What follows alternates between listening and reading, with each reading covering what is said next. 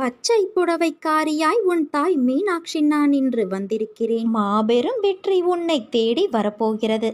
நாளை திடீர் திருப்பம் ஏற்பட போகிறது. நமக்கு இன்று உள்ள பிரச்சனைகளை விட நமக்கு ஏற்படுகின்ற குழப்பங்கள் தான் அதிகம். இந்த குழப்பத்திற்கு காரணம் ஒவ்வொரு நாளும் நமக்கு கிடைக்கின்ற புதிய வாய்ப்புகள், நாம் அறிமுகமாகின்ற புதிய சூழல்கள். இதனால் இது நல்லதா அது நல்லதா என யோசித்து குழம்புகிறோமே தவிர சரியான முடிவு எடுக்க முடியாமல் திணறிக் கொண்டு இருக்கிறோம். இந்த நிலையில் இருக்கிற உன்னை சரியான இடத்திற்கு நான் அழைத்துச் செல்வேன். பிறந்த குழந்தை வெளிச்சத்தை பார்க்க கண் கூசுகிறது என்பதற்காக கண்களை மூடிக்கொண்டே இருந்தால் அதனால் கடைசி வரை உலகத்தை பார்க்கவே முடியாமல் போய்விடும். நடக்கும்போது விழுந்து விடுவோம் என பயந்து படுத்தே கிடந்தால் வாழ்க்கையில் அக்குழந்தையால் நடக்க முடியாமலே போய்விடும். குழந்தையாய் இருந்தபோதே நீ உலகத்தை உற்று பார்த்தாய். அந்த பழக்கத்தால் இப்போது உன்னால் தெளிவாக பார்க்க முடிகிறது. கால்களில் சக்தி இல்லாத போதே நீ நடக்க பழகினாய். அதனால் இப்போது மான் போல துள்ளி குதித்து ஓடுகிறாய். அறியாத பருவ காலத்தில் உன் சக்திக்கு மீறிய விஷயங்களை தைரியமாக எதிர்கொண்டதைப் போலவே இப்போது எதிர்காலத்தை பற்றி அறியாத நிலையில் உள்ள போதும் தைரியமாக அதை எதிர்கொள்ள வேண்டும். முன்பு இருந்த அதே தைரியத்தை வளர்த்து கொண்டு பிரச்சனையை எதிர்கொள்ள முடியும். தொடர்ந்து முன்னேறு. எங்கு போனாலும் நம்பிக்கையும் திடமான அர்ப்பணிப்பும் இருந்தால்தான் நினைத்ததை சாதிக்க நம்மால் முடியும். உன்னுடைய உழைப்பையும் அன்பையும் பிறர் தவறாக பயன்படுத்தும் போதும் பலனை பிறர் அனுபவிக்கும் போதும் வருத்தப்படாதே. அவர்கள் உன் கர்மாக்களை பாவங்களை அனுபவித்து உன் கர்ம வினைகளை விரைந்து முடிக்கவே அப்படி செய்கிறார்கள். அந்த சமயத்தில் உனக்கு வருத்தமளித்தாலும் உன் கர்ம வினைகள் குறைகிறதே என்று நிம்மதிக்கொள். எந்த சூழ்நிலையிலும் இழந்து போனதையும் தொலைத்து விட்டதையும் எண்ணி கவலை கொள்ளாதே. நடப்பவையாவும் நன்மைக்கே என்று நம்பிக்கையோடு உன் லட்சியத்தை நோக்கி முன்னேறி செல். எல்லாம் நன்மைக்கே என்று சொல்கிறீர்கள், ஆனால் என் வழிகள் அப்படியே இருக்கிறதே, எந்த நன்மையும் நடக்கவில்லை என்கிறாயா? கொஞ்ச நாள் பொறு, வேண்டுதல் நிச்சயம் பலிக்கும். நீ அனுபவிக்கும் துயரங்களையே பெரிதாக நினைத்து போராடுகிறாய். அது உன்னை தாக்காமல் இருக்கவே நான் இங்கு போராடி கொண்டு இருக்கிறேன். அதனால்தான் நான் அடிக்கடி கூறுகிறேன், முடிந்தவரை எல்லோருக்கும் நல்லதே செய் என்று. எதற்காகவும் மஞ்சாதே. உன்னோடும் உன் குடும்பத்தோடும் உன் அன்னையான நான் இருக்கிறேன். இன்பமும் துன்பமும் நிலையற்றவை. இன்று இருப்பது நாளை மாறிவிடும். அதனால் மனம் கலங்காமல் இரு. உன் நலனை விரும்புகிற நான் உனக்கு நன்மையை மட்டும்தான் செய்வேன் என்பதில் உறுதியான நம்பிக்கையோடு இரு. கவலைப்படாதே குழந்தையே, உன் அன்னை நான் உன்னோடே இருப்பேன். நீ பக்தி செய்தால் நீ என்னிடத்தில் வருவாய். தொண்டு செய்தால் நான் உன்னிடத்தில் வருவேன். இதை நன்றாக நினைவில் வைத்துக்கொள். என்னை நீ மனிதனாக நினைத்தாலும் சரி, இறைவனாக தொழுதாலும் சரி, உன்னிடம் நான் பூஜை செய், என்னை துதி என சொல்லவில்லை. மாறாக நீ எந்த அளவு என் மீது நம்பிக்கை வைக்கிறாயோ அதைவிட அதிகமாக உனக்கு நான் நல்லது செய்வேன். அன்பைத்தா, அடக்கமாக இரு. ஒரு பொழுதும் அகங்காரம் கொள்ளாதே குழந்தையே. உனக்கு தேவையான பணம் உனக்கு கிடைக்குமோ கிடைக்காதோ என்று உன் உள் மனதில் ஒரு அச்சம் ஓடிக்கொண்டு இருக்கிறது. கவலைப்படாதே.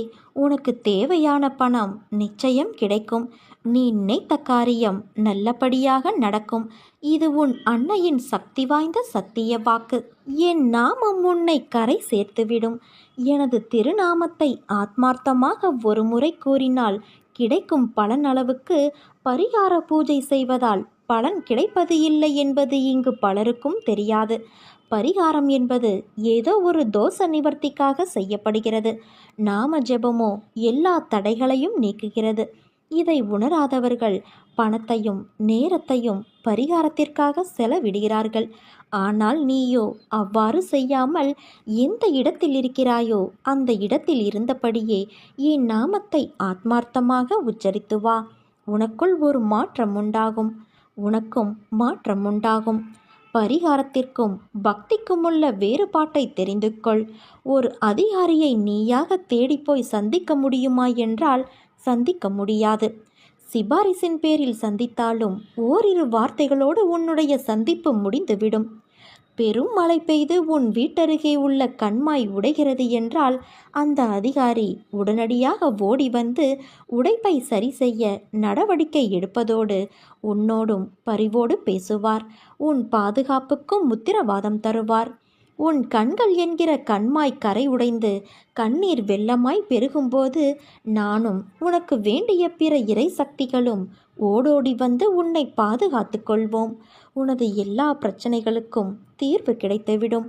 உன் கண்கள் உடையும் அளவுக்கு கண்ணீர் வர வேண்டும் என்றால் அந்த அளவுக்கு பிரச்சனை தீவிரமாக இருக்க வேண்டும், அல்லது உனக்கு அதிக பக்தி இருக்க வேண்டும். பிரச்சனை இருந்தாலும் இல்லாமல் போனாலும் பக்தியை வளர்த்துக்கொள்.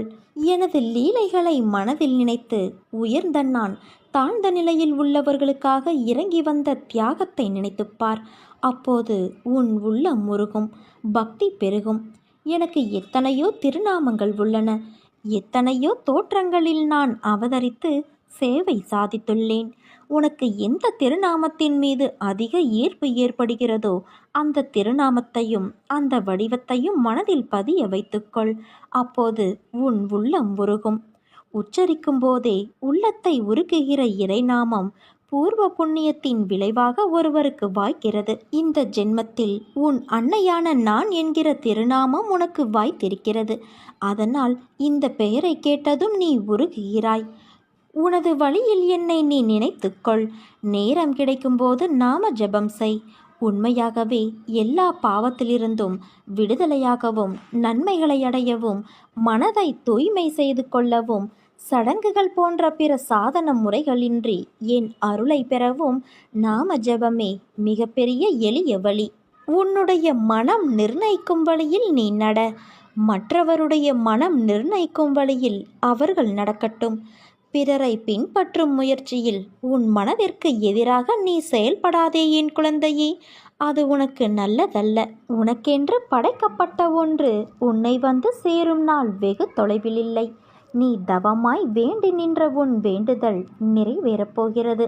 நீ சிந்திய கண்ணீர் இனி ஆனந்த கண்ணீராக மாறும். உன் பொறுமையும் நம்பிக்கையும் வீண் போகவில்லை என் குழந்தையே. நம்பிக்கையானது உன்னிடம் இருந்தால் உனது இந்த பரந்துபட்ட உலகில் சாத்தியமில்லாதது கூட சாத்தியமாகிவிடும். நம்பிக்கைதான் எல்லாவற்றிற்குமே அடிப்படை. இந்த நம்பிக்கைதான் ஒருவருக்கு ஒருவர் வைக்கும்போது அன்பாகவும் மரியாதையாகவும் சொல்லப்படுகிறது. அதே கடவுளிடம் வைக்கிற போது பக்தியாக சொல்லப்படுகிறது. உன் மீது நீ வைக்கும் நம்பிக்கையைத்தான் தன்னம்பிக்கை என்று சொல்கிறோம். வாழ்வில் நம்பிக்கை என்பது மிக அவசியம். நம்பிக்கையை ஒருபோதும் புறம் தள்ளிவிடாதே. உன் மனதிலிருந்து நம்பிக்கையை அகற்றிவிடாதே. இந்த நம்பிக்கைதான் உன்னை உயர்த்தும். வாழ்வில் உனக்கு தேவையானதையெல்லாம் வழங்கும். அதனால் நம்பிக்கையை ஒருபோதும் விட்டுவிடாதே. நம்பிக்கை வலுவாக இருந்துவிட்டால் இங்கே சாத்தியமில்லாதது கூட உனக்கு சாத்தியமாகும். உன்னுடைய நம்பிக்கை அனைத்தும் உனக்கு பலனாக கிடைக்கும் என்பது உறுதி. நம்பிக்கையை வலுவாக்கிக் கொண்டே இரு. நல்லனவையெல்லாம் நான் நடத்தி தருவேன். என்னை நேசிக்கும் நீ என்னிடம் எந்த வேண்டுதலையும் வைக்க தேவையில்லை. உன்னை காப்பது என் கடமை. உன் மனதில் ஓடும் எல்லா எண்ணங்களும் ஆசைகளும் கனவுகளையும் நான் அறிவேன்.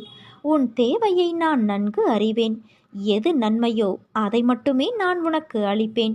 எதற்காக கவலைப்படுகிறாய்? நீ எது செய்தாலும் சரி, பேசினாலும் சரி, அது எனக்கு தெரியும். பொறுமையாக இரு. என்னை நினைத்து கொண்டு இருக்கும் வேளையில் முடிந்தவரை உதவி தேவைப்படுபவர்களுக்கு உதவு. நீ என் குழந்தை. எதற்காகவும் கலங்காதே குழந்தையே. உன் வாழ்க்கை நிச்சயம் பொற்காலமாக இருக்கப் போகிறது. நீ நினைத்தது போன்ற வாழ்க்கை உனக்கு கிடைக்கும். ஆனால் வாழ்க்கை கஷ்டங்கள் இல்லாமல் எப்படி இருக்கும்? பகல் இரவு என இருப்பது போல இன்பம் துன்பம் என்ற பக்கங்கள் உண்டு. அதை தாண்டி மனம் தளராது உழைத்து அதற்கான தகுதியை நீ வளர்த்து கொண்டால் நிச்சயம் நீ ஜெயிப்பாய். அதைத்தான் உன் அன்னையான நான் உனக்கு அறிவுரையாக கூறுகிறேன். நிகழ்கால வாழ்வு என்பது மிகவும் முக்கியம். எதிர்காலம் நல்லதாய் அமைய வேண்டும் என்றால் நான் கூறுவதை காதில் வாங்கி கொண்டு உன் புத்தியிலும் மனதிலும் அதை பதித்து அந்த இடத்தில் அந்த எண்ணங்களை அமர்த்திவிடு. இது நிச்சயம் நடக்கும். நீ என் அருளும் ஆசிர்வாதமும் பெற்ற என் செல்ல குழந்தை. நீ எல்லா செல்வ வளங்களையும் பெற்று மகிழ்ச்சியான வாழ்வை பெறுவாய் என் குழந்தையே.